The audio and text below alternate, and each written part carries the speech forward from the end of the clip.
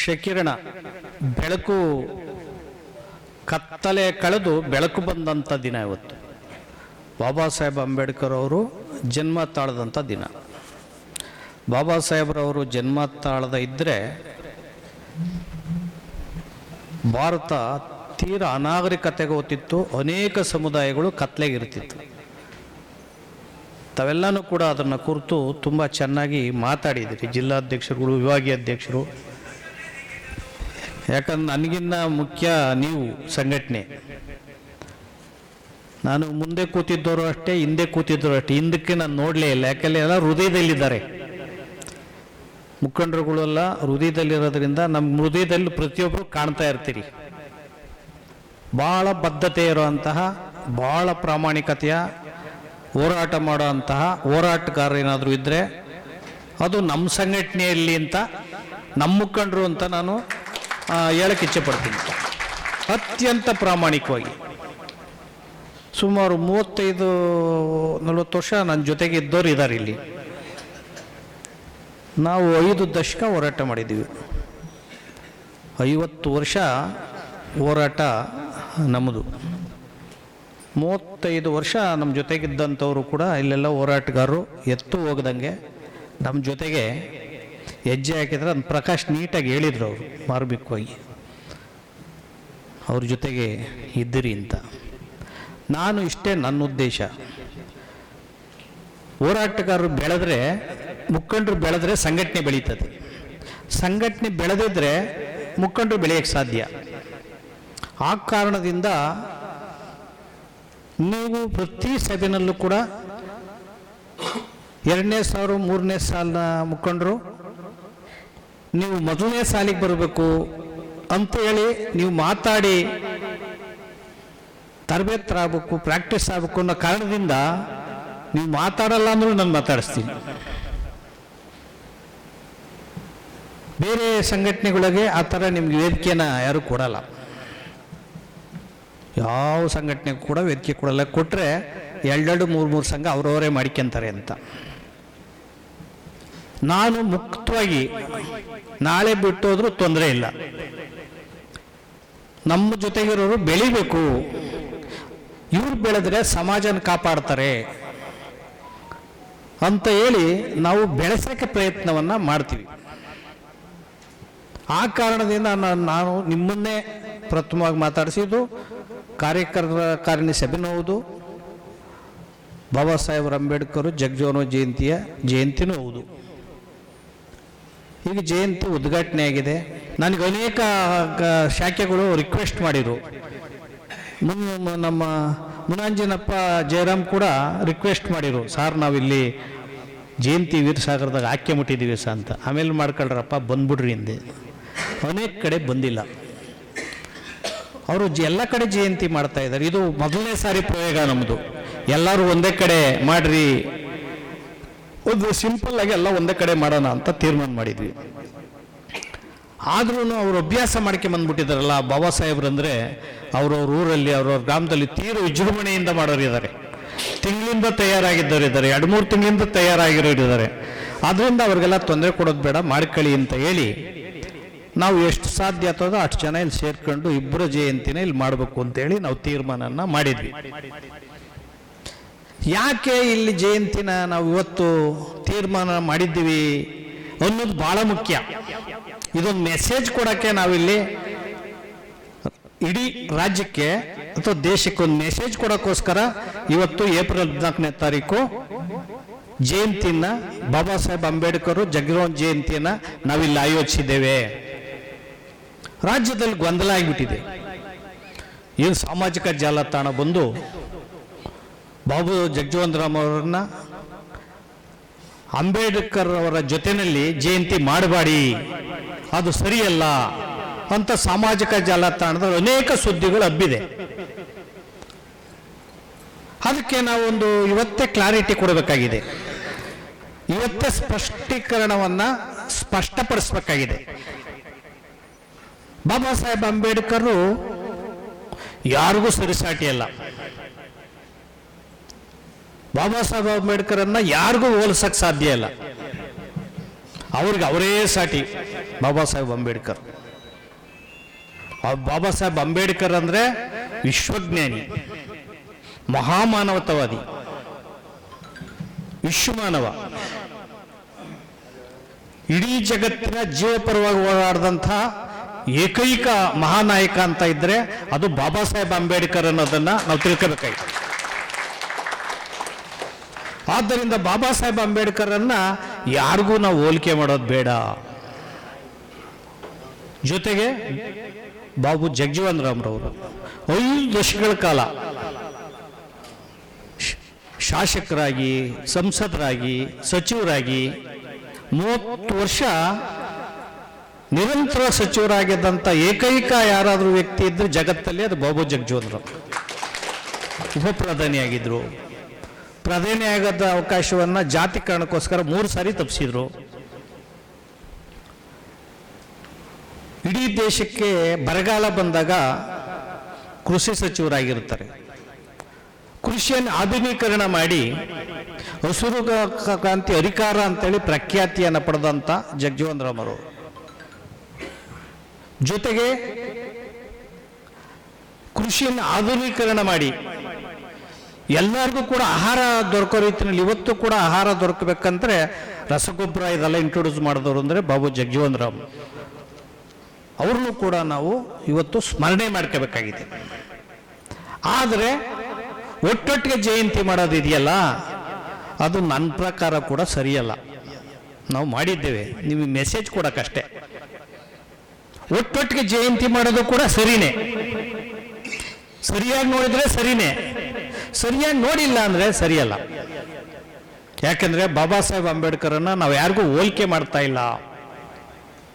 ಬಾಬಾ ಸಾಹೇಬ್ ಅಂಬೇಡ್ಕರ್ ಅಂದರೆ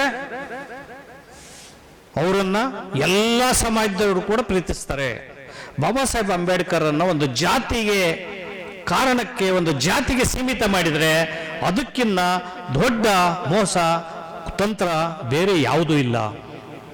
ಬಾಬಾ ಸಾಹೇಬ್ ಅಂಬೇಡ್ಕರ್ ಅವರು ಜಾತಿರಹಿತವಾಗಿ, ವರ್ಗರಹಿತವಾಗಿ, ವರ್ಣರಹಿತವಾಗಿ ಒಬ್ಬ ಮನುಷ್ಯರಾಗಿ, ಒಬ್ಬ ಮಹಾಮಾನವಾಗಿ ಅವರು ಈ ದೇಶದಲ್ಲಿ ಎಲ್ಲ ಜೀವರಾಶಿಗಳಿಗೆ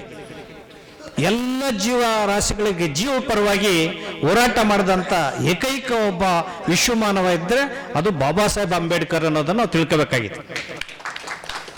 ಬರೀ ಜಾತಿಗಲ್ಲ, ಒಂದು ಜಾತಿಗಲ್ಲ, ಮಹಿಳೆಯರನ್ನು ವಿಮೋಚನೆ ಮಾಡ್ತಾರೆ. ಮಹಿಳೆಯರನ್ನ ಅಸ್ಪೃಶ್ಯರ ರೀತಿಯಲ್ಲಿ ಗೃಹ ಬಂಧನದಲ್ಲಿ ಇಟ್ಟಿರ್ತಾರೆ. ಶಾಲೆಗೆ ಸೇರಂಗಿರಲ್ಲ, ಅವರು ನೌಕರಿಗೆ ಹೋಗಂಗಿರಲ್ಲ. ಇವತ್ತು ಕೂಡ ಮಹಿಳೆಯರು ಯಾವುದೇ ಹಿಂದೂ ಧರ್ಮದಲ್ಲಿ ಪುರೋಹಿತರಾಗಕ್ಕೆ ಅವಕಾಶ ಇಲ್ಲ, ಪೂಜಾರಿಗಳು ಆಗಕ್ಕೆ ಅವಕಾಶ ಇಲ್ಲ. ಮಹಿಳೆಯರಿಗೆ ಉಪನಯನ ಮಾಡಕ್ಕೆ ಅವಕಾಶ ಇಲ್ಲ. ಅಂತ ಒಂದು ಶೋಷಣೆ ಸಂದರ್ಭದಲ್ಲಿ ಇದೆಲ್ಲವನ್ನೂ ಕೂಡ ಸಡಿಲಿಸಿ ಮಹಿಳೆ ತಾಯಿ ಹೆಚ್ಚು ಸ್ತ್ರೀಗೆ ಅವಕಾಶವನ್ನ, ರಕ್ಷಣೆಯನ್ನ ಸಂವಿಧಾನದಲ್ಲಿ ಕೊಟ್ಟಂತ ಏಕೈಕ ಮನುಷ್ಯ ಅಂದ್ರೆ ಬಾಬಾ ಸಾಹೇಬ್ ಅಂಬೇಡ್ಕರ್. ಇಡೀ ಮಹಿಳೆಯ ಅಸಮಾನತೆಯನ್ನ ನಿಷೇಧ ಮಾಡ್ತಾರೆ, ಜೀತ ಪದ್ಧತಿಯನ್ನ ನಿಷೇಧ ಮಾಡ್ತಾರೆ, ಬಾಲಕಾರ್ಮಿಕ ಪದ್ಧತಿಯನ್ನು ನಿಷೇಧ ಮಾಡ್ತಾರೆ, ಜಾತಿ ಪದ್ಧತಿಯನ್ನು ನಿಷೇಧ ಮಾಡ್ತಾರೆ ಸಂವಿಧಾನದಲ್ಲಿ. ಮನುಷ್ಯರೆಲ್ಲರೂ ಕೂಡ ಸಮಾನರು. One man one vote one value. ಎಲ್ಲ ಮನುಷ್ಯರಿಗೂ ಒಂದೇ ಮೌಲ್ಯ, ಒಂದೇ ಗೌರವ. ಲಿಂಗ ಭೇದ ಇಲ್ಲ, ಜಾತಿ ಭೇದ ಇಲ್ಲ, ವರ್ಗ ಭೇದ ಇಲ್ಲ, ವರ್ಣ ಭೇದ ಇಲ್ಲ ಅಂತ ಅತ್ಯುತ್ತಮವಾದಂತಹ ಜೀವೋಪಾರವಾದಂಥ ಸಂವಿಧಾನವನ್ನು ಏನಾದರೂ ಕೊಟ್ಟಿದ್ದಾರೆ ಅಂದರೆ ಭಾರತದಲ್ಲಿ ಅದು ಬಾಬಾ ಸಾಹೇಬ್ ಅಂಬೇಡ್ಕರ್ ಅವರು. ಆದ್ದರಿಂದ ಮೊದಲನೇದಾಗಿ ಪೂಜೆ ಮಾಡಬೇಕಾಗಿರೋಂಥವ್ರು ಮಹಿಳೆಯರು. ಮತ್ತೆ ಬರೀ ಪರಿಶಿಷ್ಟ ಜಾತಿಯವರಲ್ಲ, ಎಲ್ಲ ಶೋಷಿತರು. ಭಾರತದಲ್ಲಿ ಪರಿಶಿಷ್ಟ ವರ್ಗ 1600 ಜಾತಿಗಳಿದ್ದಾವೆ. ಇಲ್ಲಿ 51 ಜಾತಿ ಇದೆ ಕರ್ನಾಟಕದಲ್ಲಿ. ಪರಿಶಿಷ್ಟ ಜಾತಿ ಇಂಡಿಯಾದಲ್ಲಿ, ಭಾರತದಲ್ಲಿ 1000 ಜಾತಿ ಇದೆ. ಕರ್ನಾಟಕದಲ್ಲಿ 101 ಜಾತಿ ಇದೆ. ಮಂಡಲ್ ಆಯೋಗದ ಪ್ರಕಾರ 6,000ಕ್ಕೂ ಹೆಚ್ಚು ಜಾತಿಗಳನ್ನು ಗುರುತಿಸಿದ್ದಾರೆ. ಅದರಲ್ಲಿ 3,723 ಹಿಂದುಳಿದ ಜಾತಿಗಳನ್ನೇ ಗುರುತಿಸಿದ್ದಾರೆ ಮಂಡಲ ಆಯೋಗದಲ್ಲಿ. ಒಟ್ಟು 6,000 ಜಾತಿಗಳನ್ನ ಹೇಳ್ತಾರೆ, 6,000ಕ್ಕೂ ಹೆಚ್ಚು. ಅಂದ್ರೆ ಇಷ್ಟು ಎಲ್ಲ ಜಾತಿಗಳು ಕೂಡ, ಎಲ್ಲ ಧರ್ಮಗಳು, ಎಲ್ಲ ಜಾತಿಗಳು, ಎಲ್ಲ ಭಾಷೆಗಳನ್ನ ಒಂದೇ ಕೊಡೆಯಡಿಯಲ್ಲಿ, ಒಂದೇ ಸೂರ್ಯನಡಿಯಲ್ಲಿ, ಒಂದು ತಾಯಿಯ ಮಕ್ಕಳಂತೆ ಭಾರತದಲ್ಲಿ ಸೋದರತೆಯಿಂದ ಭಾತೃತ್ವದಿಂದ ಬದುಕಬೇಕು ಅಂತೇಳಿ ಸಂವಿಧಾನವನ್ನು ಕೊಟ್ಟಂತಹ ಮಹಾನ್ ಮಾನವತಾವಾದಿ ಬಾಬಾ ಸಾಹೇಬ್ ಅಂಬೇಡ್ಕರ್. ಆ ಕಾರಣದಿಂದ ಬಾಬಾ ಸಾಹೇಬ್ ಅಂಬೇಡ್ಕರನ್ನ ಯಾರಿಗೂ ಕೂಡ ಹೋಲಿಕೆ ಮಾಡಬಾರದು. ಹೀಗಾಗಿ ನಮ್ಮ ಸಂಘಟನೆಗಳು ಎಚ್ಚರಿಕೆಯಿಂದ ಮುಂದೆ ಮಾತಾಡಬೇಕಾಗಿದೆ. ಬಾಬಾ ಸಾಹೇಬ್ ಅಂಬೇಡ್ಕರ್ ಅವರು, ಜಗಜೀವನ್ ರಾಮ್ರವರು 2 ಕಣ್ಣುಗಳಿದ್ದಾಗೆ ನಮಗೆ, ಸೂರ್ಯಚಂದ್ರ ಇದ್ದಾಗೆ, ಅದು ಸತ್ಯ.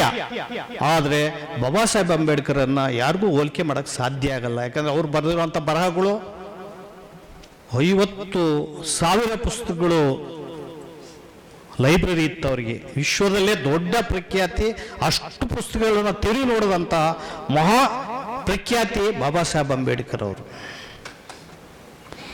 ಸಂವಿಧಾನವನ್ನು ರಚನೆ ಮಾಡೋದಕ್ಕೆ 7 ಜನ ಇದ್ರೂ ಕೂಡ ಕೊನೆಗೆ ಬಾಬಾ ಸಾಹೇಬ್ ಅಂಬೇಡ್ಕರ್ ಒಬ್ಬರೇ ಉಳ್ಕತ್ತಾರೆ.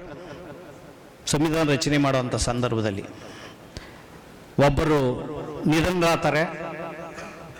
7 ಜನರಲ್ಲಿ 2 ದೆಹಲಿಯಿಂದ ಹೊರಗಡೆ ಇರ್ತಾರೆ, ಒಬ್ಬರು ಅಮೇರಿಕದಲ್ಲಿ ಇರ್ತಾರೆ, ಒಬ್ಬರು ರಾಜಕೀಯದಲ್ಲಿ ನಿರತರಾಗಿರ್ತಾರೆ, ಒಬ್ಬರು ರಾಜೀನಾಮೆಯನ್ನು ಕೊಡ್ತಾರೆ.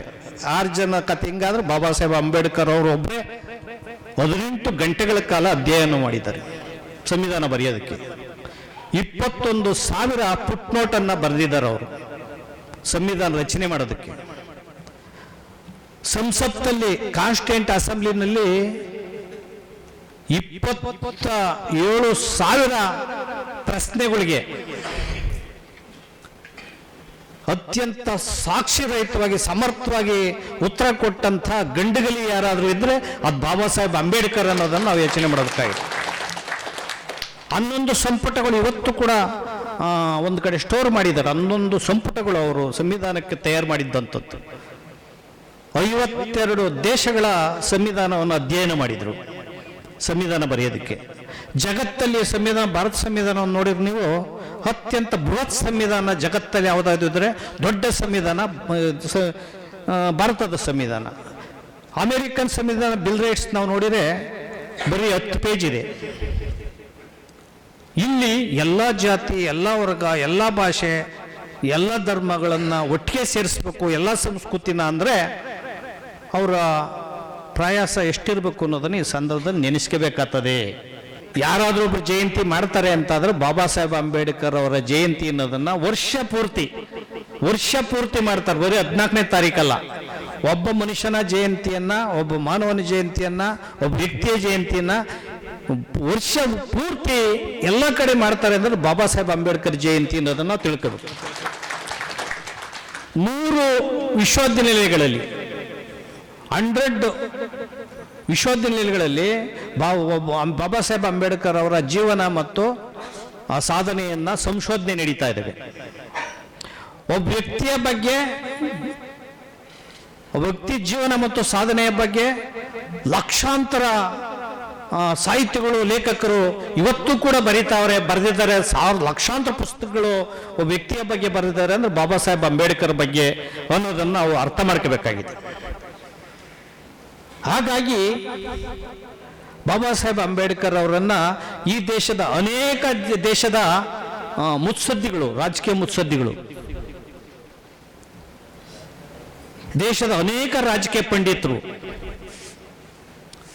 ದೇಶದ ವಿದ್ಯಾವಂತರು ಬಾಬಾ ಸಾಹೇಬರ ಬಗ್ಗೆ ಹೊಗಳಿಕೆಯ ಮಾತುಗಳನ್ನು ಮತ್ತೆ ಅವರ ಜ್ಞಾನದ ಎತ್ತರದ ಜ್ಞಾನದ ಶಿಖರವನ್ನ ಬಾಬಾ ಸಾಹೇಬರು ಏರಿದ್ದಾರೆ.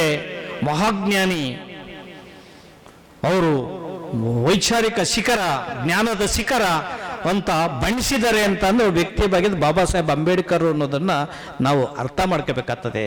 ಆದ್ದರಿಂದ ಬಾಬಾ ಸಾಹೇಬ್ ಅಂಬೇಡ್ಕರನ್ನ ಯಾವುದೇ ಜಾತಿ ಧರ್ಮದಿಂದ ನಾವು ಅಳಿಬಾರದು, ತುಲನೆ ಮಾಡಬಾರದು. ನೀವು ಇಲ್ಲಿ ಬಾಬಾ ಸಾಹೇಬ್ ಅಂಬೇಡ್ಕರನ್ನ ಕೆಲವರು ಮಾದಿಗ ಸಮಾಜ, ವಲಯ ಸಮಾಜ ಅಂತಾರೆ. ನಾನು ನಿಮ್ಮ ಮಾತನ್ನ ಹೇಳಕ್ಕೆ ಇಚ್ಛೆ ಪಡ್ತೀನಿ. ನೀವು ರೆಕಾರ್ಡ್ ಮಾಡ್ಕೊಳ್ಳಿ, ಯಾವುದನ್ನ ಇದರಲ್ಲಿ ಬಿಡಿ, ಆನ್ಸರ್ ಮಾಡ್ತೀನಿ. ಅಲ್ಲಿರ್ತಕ್ಕಂಥ ಮಹರು, ಮಹಾರಾಷ್ಟ್ರದಲ್ಲಿರ್ತಕ್ಕಂಥ ಮಹರು ಇಲ್ಲಿಯ ಒಂದು ರೀತಿಯಲ್ಲಿ ವಲಯ ಸಮಾಜದ ಸಮಾನ ಜಾತಿಯಾದರೂ ಕೂಡ ಸಮಾನಾಂತರ ಜಾತಿಯಲ್ಲ. ಮಾದಿಗ ಸಮಾಜದ ಮಹರ್ ಸಮಾನಾಂತರ ಜಾತಿ ಆದರೂ ಸಮಾನ ಜಾತಿ ಅಲ್ಲ. ಜಗ್ಜೀವನ್ ರಾಮ್ರವರು ಅಲ್ಲಿನ ಚಮ್ಮಾರರು, ಇಲ್ಲಿನ ಮಾದಿರು ಸಮಾನ ಜಾತಿ ಆದರೂ ಕೂಡ ಸಮಾನಾಂತರ ಜಾತಿ ಅಲ್ಲ. ಹಂಗಾಗಿ ಅಲ್ಲಿರೋ ಜಗ್ಜೀವನ್ ರಾಮು ಅವರ ಚಮ್ಮಾರ್ ಜಾತಿಯ ಅಲ್ಲಿಯ ಕಲ್ಚರ್ಗಳೇ, ಅಲ್ಲಿಯ ಕಸುಬುಗಳೇ ಬೇರೆ. ಮಹರ್ ಜನಾಂಗದ ಕಸುಬು, ಅಲ್ಲಿನ ಜನಾಂಗದ ಭೌಗೋಳಿಕ ಹಿನ್ನೆಲೆನೇ ಬೇರೆ. ಇಲ್ಲಿ ಕರ್ನಾಟಕದಲ್ಲಿರ್ತಕ್ಕಂಥ ವಲಯ ಮತ್ತು ಮಾದಿಗ ಸಮಾಜದ ಸಮಾನಾಂತರ ಮತ್ತು ಸಮಾನ ಜಾತಿಗಳೇ ಬೇರೆ. ಆ ಕಾರಣದಿಂದ ಅವ್ರನ್ನ ಜಾತಿಗೆಳೆಯೋದು ಬೇಡ ಅಂತೇಳಿ ನಾನು ಈ ಸಂದರ್ಭದಲ್ಲಿ ಹೇಳಕ್ಕೆ ಇಚ್ಛೆ ಪಡ್ತೀನಿ. ಇದು ಅತ್ಯಂತ ಸಂಶೋಧನಾ ವಿಚಾರ. ಆ ಕಾರಣದಿಂದ ಬಾಬಾ ಸಾಹೇಬ್ ಅಂಬೇಡ್ಕರ್ ಒಬ್ಬ ಮಹಾಮಾನವ. ಅವರು ಜಾತಿಯನ್ನು ಮೀರಿ, ವರ್ಗವನ್ನು ಮೀರಿ, ಮಾನವ ಕುಲವನ್ನು ಮೀರಿ ಯಾರಾದರೂ ಇದ್ದಾರೆ ಅಂದ್ರೆ ಬಾಬಾ ಸಾಹೇಬ್ ಅಂಬೇಡ್ಕರ್ ಅನ್ನೋದನ್ನ ನಾವು ಅರ್ಥ ಮಾಡ್ಕೋಬೇಕಾಗ್ತದೆ. ಇದು ಭಾರತದಲ್ಲಿ ಜಾತಿ ವಲಸು. ಇಲ್ಲಿ ಯಾವ ರೀತಿ ಜಾತಿಯ ವಲಸು ಅಂತಂದ್ರೆ, ಒಂದು ದೇವಸ್ಥಾನಕ್ಕೆ ಹೋದ 6 ವರ್ಷದ ಮಗುನ ಕೊಂದು ಬಿಡ್ತಾರೆ. ಕಂಬಾಲ್ಪಲ್ಲಿನಲ್ಲಿ ಸಣ್ಣ ವಿಚಾರಕ್ಕೆ 7 ಜನ ಒಂದೇ ಕುಟುಂಬದ ತಾಯಿ, ಮಗ, ತಂದೆಯನ್ನ ಒಂದು ಮನೆಯಲ್ಲಿ ಕೂಡಿ ಹಾಕಿ, ತಂದೆ, ಮಗ, ತಾಯಿ ಬೆಂಕಿ ಹಾಕಿ ಅವ್ರ ಅಕ್ರಂದನ ಚೀರಾಟ ಮಾಡಿದ್ರು ಕೂಡ ಸುಟ್ಟಾಕಿಬಿಡ್ತಾರೆ ಜಾತಿ ಕಾರಣಕ್ಕೋಸ್ಕರ. ಬೂಸನೂರಲ್ಲಿ ಒಬ್ಬ ಉಪಾಧ್ಯಾಯ, ಅವರು ಅವ್ರ ಮಕ್ಕಳನ್ನ ಬೀದಿಲಿ ಹೊಡೆದಾಕ್ಬಿಡ್ತಾರೆ. ಚಹದ ಅಂಗಡಿಗೆ ಹೋದವರನ್ನು ಹೊಡೆದಾಕ್ತಾರೆ. ಭಾರತದಲ್ಲಿ 75 ವರ್ಷ ಆಗಿದೆ ಸ್ವತಂತ್ರ ಬಂದು. 75 ವರ್ಷ ಆದರೂ ಕೂಡ ಇನ್ನ ಜಾತಿ, ಭ್ರಷ್ಟಾಚಾರ, ಹಸಿವು, ಅಸಮಾನತೆ, ಅಹಂಕಾರ, ಸ್ವಜನ ಪಕ್ಷಪಾತ ಹೋಗೇ ಇಲ್ಲ. ಆದ್ದರಿಂದ ಜಾತಿಗೆ ಬಾಬಾ ಸಾಹೇಬ್ ಅಂಬೇಡ್ಕರ್ ಜಗಜೀವನ ಮುಂದೆ ಎಳೆದು ತರೋದು ಸರಿಯಲ್ಲ. ಅವರು ಜಾತಿ ನಿರ್ಮೂಲನೆಗೆ ಹೋರಾಟ ಮಾಡೋದಂಥವ್ರು, ಎಲ್ಲ ಜನಾಂಗದ ಪರವಾಗಿ ಹೋರಾಟ ಮಾಡಿದಂಥವ್ರು. ಪರಿಶಿಷ್ಟ ಜಾತಿ ವರ್ಗಕ್ಕೆ ಅಷ್ಟೇ ಅಲ್ಲ, ಎಲ್ಲ ಈ ದೇಶದ ಎಲ್ಲ ಮಾನವರ ಪರವಾಗಿ, ಈ ದೇಶದ ಎಲ್ಲ ಅಸಮಾನರ ಪರವಾಗಿ ಈ ಅಸಮಾನತೆಯನ್ನು ನಿವಾರಣೆ ಮಾಡೋದಕ್ಕೆ ಹೋರಾಟವನ್ನು ಮಾಡಿದಂಥವ್ರನ್ನ ಜಾತಿ ಕಾರಣಕ್ಕೋಸ್ಕರ ನಾವು ಎಳೆತರೋದು ಸರಿಯಲ್ಲ. ಇವತ್ತೇನಾಗಿದೆ ಅಂದರೆ, ದಲಿತ ಚಳವಳಿಯ ಬೂನಾದಿಯಾಗಿದ್ದ ವಲೆಮಾದಿಗರು ಇಂದು ಒಳ ಮೀಸಲಾತಿ ಕಾರಣಕ್ಕಾಗಿ ಕಳ್ಳು ಬಳ್ಳಿ ಸಂಬಂಧವನ್ನೇ ಅರಿತುಕೊಂಡಿದ್ದಾರೆ. ಒಳ ಮೀಸಲಾತಿ ಹೋರಾಟದ ಸಂದರ್ಭದಲ್ಲಿ ಬುದ್ಧ ತತ್ವ, ಅಂಬೇಡ್ಕರವಾದವೆಂದು ದಾಸಂಸ ಹಾಗೂ ದಲಿತ ಚಳವಳಿಯ ವಾರಸುದಾರರಂತೆ ವರ್ತಿಸಿದ ವಲಯ ಸಹೋದರ ಸಮುದಾಯದ ಕೆಲವು ಮುಖಂಡರು ಸಮಷ್ಟಿಯ ಪ್ರಜ್ಞೆಯನ್ನು ಕಳೆದುಕೊಂಡು ತೀರ ಸ್ವಾರ್ಥ ಹಾಗೂ ಸ್ವಜಾತಿ ನಿಷ್ಠೆಯಿಂದ ಮೌನಕ್ಕೆ ಶರಣಾಗಿದ್ದಾರೆ. ಈ ಮೌನಕ್ಕೆ ಶರಣಾಗಿರುವುದರಿಂದ ಪರಿಶಿಷ್ಟ ಜಾತಿಗಳಲ್ಲಿ ಜಟಿಲ ಸಮಸ್ಯೆ ಸೃಷ್ಟಿಯಾಗಿ ವಲೆಮಾದಿಗರ ಮಧ್ಯೆ ಒಳ ಜಗಳ, ಜಾತಿಯ ಜಗಳ ಜ್ವಾಲಾಮುಖಿಯಾಗಿದೆ. ಸಿದ್ದಣ್ಣ, ಮುಖ್ಯಮಂತ್ರಿ ಸಿದ್ದಣ್ಣ ಪರಿಶಿಷ್ಟ ಜಾತಿ ಅಭಿವೃದ್ಧಿಯ SCP TSPಯ 39,000 ಕೋಟಿ ಹಣವನ್ನ ದುರುಪಯೋಗ ಮಾಡ್ಕೊಂಡಿದ್ರು ಕೂಡ ದಲಿತ ಚಳವಳಿ ನೇತಾರರು ಅಂತ ಓಡಾಡದಂಥವರು ಒಂದು ಹೇಳಿಕೆಯನ್ನು ಕೂಡ ಖಂಡಿಸಿದಂಥ ಮಟ್ಟಕ್ಕೆ ಹೋಗಿ ಅಧಿಕಾರಕ್ಕೆ ಹೋಗಿ ಅಪಾಪಿ ಇಡ್ತಾ ಇದ್ದಾರೆ. ಅದನ್ನ ಈ ಸಂದರ್ಭದಲ್ಲಿ ನಾನು ಖಂಡಿಸಕ್ಕೆ ಇಚ್ಛೆ ಪಡ್ತೀನಿ. ಯಾರು ಅಂಬೇಡ್ಕರ್ ವಾದಿ ಅಂತ ಹೇಳಿ, ಬುದ್ಧವಾದಿ ಅಂತ ಹೇಳಿ, ಮಾನವತಾವಾದದ ಬಗ್ಗೆ ಹೋರಾಟವನ್ನು ಮಾಡುವಂಥವ್ರು ಜಾತಿ ದೃಷ್ಟಿಯಿಂದ ನೋಡ್ತಾ ಇದ್ದಾರೆ. ಒಳ ಮೀಸಲಾತಿ ಒಂದು ಜಾತಿಗೆ ಸಂಬಂಧಿಸಿದ ವಿಚಾರ ಅಲ್ಲ. ಇದನ್ನ ಗೊಂದಲಕ್ಕೆ ಈಡು ಮಾಡ್ತಾವ್ರೆ. ತಿಳುವಳಿಕೆ ಇಲ್ದಂತ, ಮುಗ್ಧ, ಶೋಷಿತ, ಅನಕ್ಷರಸ್ಥ, ಅಜ್ಞಾನದಲ್ಲಿರ್ತಕ್ಕಂಥ ಒಂದು ಸಮಾಜದ ಮಧ್ಯೆ ವಿಷಗಾಳಿಯನ್ನ, ವಿಷ ಬೀಜವನ್ನ ಮತ್ತೆ ಗೊಂದಲದ ವಿಚಾರವನ್ನ ಸಮಾಜದ ಮಧ್ಯೆ ಹಾಕಿ ಒಳ ಮೀಸಲಾತಿ ಅಂತ ಅರ್ಥ ಮಾಡ್ಕೊಳ್ಳೋದೇ, ಒಳ ಮೀಸಲಾತಿ ಬಗ್ಗೆ ಹೋರಾಟ ಮಾಡೋರಿಗೆ ಒಳ ಮೀಸಲಾತಿ ಅರ್ಥ ಆಗಿಲ್ಲ. ಬುದ್ಧ, ಅಂಬೇಡ್ಕರ್ ಅಂತ ಹೋರಾಟ ಮಾಡೋರಿಗೆ ಮೀಸಲಾತಿನೇ ಅರ್ಥ ಆಗಿಲ್ಲ. ಮೀಸಲಾತಿ ಅಸ್ಪೃಶ್ಯತೆ ಆಚರಣೆಗೋಸ್ಕರ ಬಂದಂತ ಮೀಸಲಾತಿ. ಈ ದೇಶದ ಪ್ರಧಾನಿಗೆ ಮೀಸಲಾತಿ ಅರ್ಥ ಆಗಿಲ್ಲ. ಅಹಿಂದ ಅಧಿಕಾರ ಅನ್ನೋ ಸಿದ್ದರಾಮಯ್ಯರಿಗೆ ಮೀಸಲಾತಿ ಅರ್ಥ ಆಗಿಲ್ಲ. ಅಲ್ಲಿ ಬ್ರಾಹ್ಮಣ ಮತ್ತು ಸಂಬಂಧಿತ ಜಾತಿಗೆ 10% ಮೀಸಲಾತಿನ ಮೋದಿ ಸರ್ಕಾರದಲ್ಲಿ ಕೊಟ್ಬಿಡ್ತಾರೆ. ಅದು ಸಂವಿಧಾನದ ವಿರೋಧಿ ಕ್ರಮ. ಇಲ್ಲಿ ಸಿದ್ದರಾಮಯ್ಯನವರು ಅಹಿಂದ ನಾಯಕ ಅಂತ ಹೇಳ್ಕತ್ತಾರೆ. SCP TSP ಕಾಯ್ದೆ ತರ್ತಾರೆ. ಆದ್ರೆ ದುಡ್ಡೆಲ್ಲನೂ ಕನ್ನ ಹಾಕಿ ರಸ್ತೆಗೆ, ಕಡೆಗೆ ಹುಲಿ ಸಂರಕ್ಷಣೆಗೆ, ಡ್ಯಾಮ್ಗಳಿಗೆ, ಮೇಲ್ಸೇತುವೆಗೆ ಬಳಸಿಬಿಡ್ತಾರೆ ದಲಿತರ ದುಡ್ಡನ್ನ. ನೋಡ್ರಿ, ನಾನು ದಲಿತರ ನಾಯಕ ಅಂತ ಹೇಳ್ಕತ್ತೆ. ಅಂದ್ರೆ ಇವರಿಗೆ ಮೀಸಲಾತಿನೂ ಅರ್ಥ ಆಗಿಲ್ಲ, ಇವರಿಗೆ ಪರಿಶಿಷ್ಟ ಜಾತಿಯವರಿಗೆ ಅಥವಾ ಹಿಂದುಳಿದವರಿಗೆ, ಪರಿಶಿಷ್ಟ ವರ್ಗಗಳಿಗೆ, ಧಾರ್ಮಿಕ ಅಲ್ಪಸಂಖ್ಯಾತರಿಗೆ ಏನು ಕೊಡಬೇಕು ಅನ್ನೋದು ಕೂಡ ಸಿದ್ದರಾಮಯ್ಯನ ಸರ್ಕಾರಕ್ಕೆ ಪ್ರಜ್ಞಾಹೀನರಾಗಿದ್ದಾರೆ. ಒಂದು ವರ್ಗ ಒಳ ಮೀಸಲಾತಿಯನ್ನ 35 ವರ್ಷಗಳ ಕಾಲ ದೀರ್ಘ ಹೋರಾಟ ಯಾವುದಾದ್ರು ನಡೆದಿದೆ ಅಂದ್ರೆ ಇಡೀ ರಾಜ್ಯದಲ್ಲಿ ಅದು ಒಳ ಮೀಸಲಾತಿ ವರ್ಗೀಕರಣಕ್ಕೋಸ್ಕರ ಅನ್ನೋ ಮಾತನ್ನ ಐತಿಹಾಸಿಕ ಹೋರಾಟ ಅನ್ನೋದನ್ನ ನಾವು ತಿಳ್ಕೋಬೇಕಾಗಿದೆ.